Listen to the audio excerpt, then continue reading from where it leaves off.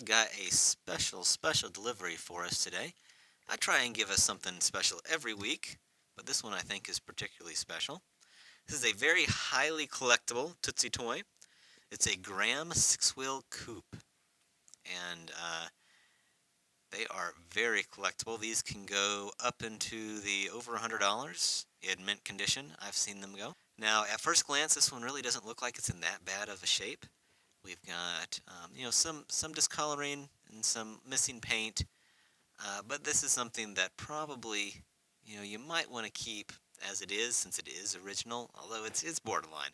However, once you start looking at it, there's actually a bit more problems with it. The biggest thing is the headlights are missing. There's supposed to be two headlights right here, but I think that we can fix that and replace those. Fabricate something. It's missing a wheel back here. Of course, these have rubber wheels, white rubber wheels. I think they look terribly ugly cracked like this, but some people really like that. I do have a bag of replacements, so those will get replaced. Now, these Grahams are extremely delicate. You have to be very careful when you're taking them apart. They're susceptible to rot.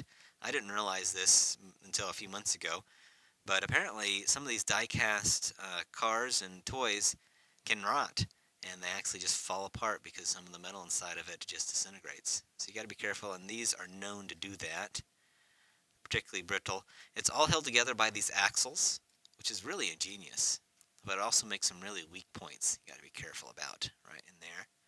So what I'm going to have to do is grind or crimp down these crimped areas, and I'll pull these axles out. I have to do all three of them, and then it should just come right apart, and we'll be well on our way. Keep in mind that these Grahams are from the mid-30s. I think they made them from 1933 to 1939. I could be wrong about that. I'm sure someone will correct me in the comments if I'm wrong about that. But that's about where they're from. So this paint is almost certainly going to be lead-based paint. Now, I don't think that matters a whole lot unless you're going to lick it, but I'm just letting you know, just in case you want to work on them. Also, the colors, there's a lot of disagreement on the colors of these cars. Apparently, they didn't use very light, fast paint, so they've faded over the years, so we really don't know what the original colors were. Also, Tootsietoy is known to have used slightly different shades. They mixed up their paint, not super great, super consistently. So, we aren't sure exactly what the original paint looked like because there's lots of different variations of it. That gives me a lot of leeway, really. That's helpful for me. My favorite color scheme has been the one where it's a light blue up top and then a dark blue for the trim. So I'm going to turn it into that. I think it's going to look really nice. And I think when we're done, this guy is going to look as gorgeous as it possibly can. So let's get started by getting these axles off.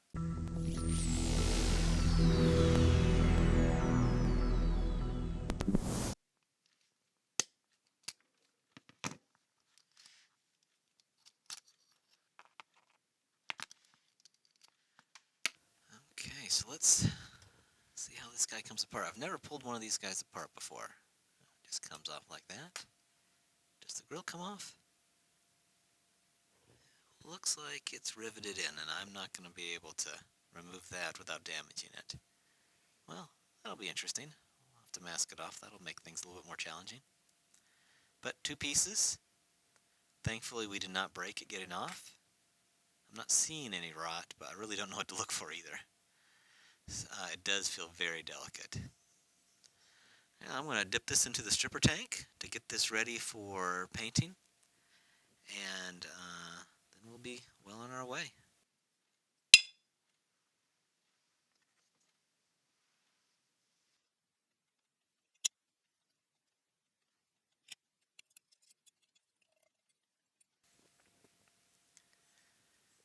I have to remove these wheels on each one of them, and they're just as gross and hard as they look. They are in bad shape. Wowzers, the paint was hard to get off that. It was thick, and it was tough. I guess for it to last this long, it would have to be tough, wouldn't it? So I'm going to have to go through this with a pick and get as much of the little pieces, specks that have left in there as I can. It's going to take a little while. It's a little tedious. Probably not super important either, but you don't want these body lines to be filled in with paint either. Now we got a beautiful casting line up here, and they actually kind of incorporated some design into the casting line here. The manufacturers originally must have known that there was going to be a casting line, so they added a little hood ornament right through there. I think that's really cool. I like it. Now there is some issues with the window around there, and that just looks ugly. So I am just going to knock that down a little bit. It's okay if a little bit of paint gets on it, because I'm going to hand paint this grill with chrome. But it'll be easier if the paint does not get on it. So I'm going to mask that off. I'll cut that to size. It's going to look great. Now these hubs or wheel bearings or whatever they are. See, I'm missing one. Oh, there it is. These are a very heavy metal. I thought they were plastic first, but they're not plastic for sure. They're almost, they can't be ironed because they would have rusted, so it has to be some sort of heavy metal other than that. But they're in really good shape. I am going to touch them up with a black paint pen. It doesn't need much, but this will help make them look mint. I went ahead and printed up some headlights. When they come out of my printer, they come out on a sheet like this. It's pretty cool. And I break them off with a teeny bit of sanding, and this is the result. I think I had to just go by pictures because I haven't seen one of these in real life. Well, I've seen them in real life, but I don't have one, so I couldn't compare it. By memory isn't a very good way to do it. But I think it might be just a smidge big. It's hard to tell, but I think that it's going to look just fine. Glued right there. I've mixed up some light blue here. See, I think I'm going to go a little bit lighter. Now I see it in the light.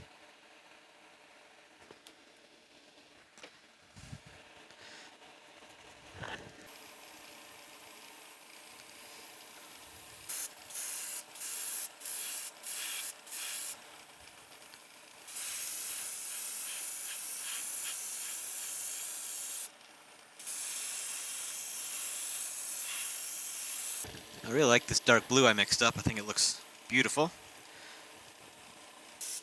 One of my tricks that I use when I'm painting in the winter, because I'm painting right now, it's December, and often, because I paint in my basement, it gets a little chilly.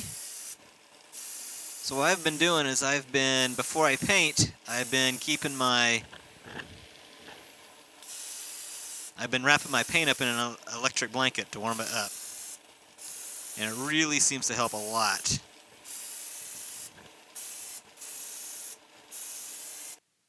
So the rubber wheels just pop over top of these hubs or whatever they are. Easy peasy. Pretty nifty. So now we're ready to put together. I realize that my colors are not perfect. This blue should probably be a little bit lighter, but it's not bad. And what looks like looks like orange peel, maybe a little bit of orange peel, but that's mostly just the casting underneath. It's imperfect. I probably should have gone with a little bit of a heavier paint, but I didn't. It just goes like that. It's crazy simple how this works. I love how simple it is.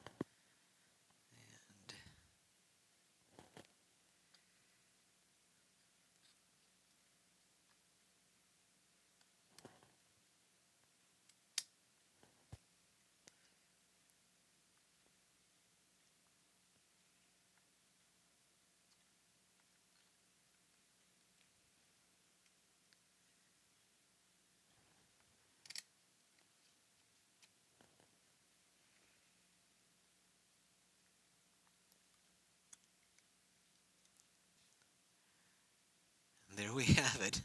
Man, that looks good. I don't know if my headlights are perfect, but man, it looks good. I chromed up the grill off camera because I just forgot to record it. But besides that, oh man, this looks good. That is a beautiful, beautiful car. Not much else to say about it other than it is gorgeous. Oh, I love it. Such an improvement. And like always, I appreciate you watching this video all the way through. And I hope to see you in my next one. Until then, goodbye. Actually rolls really well. Like surprisingly well. It's just an awesome car.